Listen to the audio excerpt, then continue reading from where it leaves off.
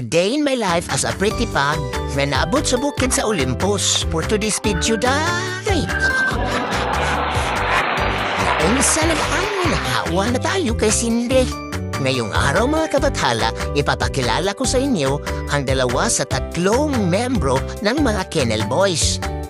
Ito pala si Apollo, the oldest living member of the Kennel. He's a miniature dachshund. Kaya parang hotdog o footlong ang katawan nito. At ang kasama naman niya ay si Achilles, isang miniature pinscher. Pero ito si Apollo, ang alpha among the Kennel Boys. At si Achilles naman ang tinutukoy ng previous video na mailman pinamin dito. Sakto yung puko yun kay Roman.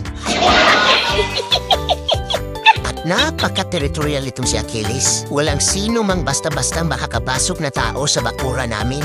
Laging naka-attack mode yan basta merong papasok sa gate namin. Ganyan kalisto at alerto ang asong ito. Kahit maliit to, huwag mong mamaliitin ang kakayanan nito.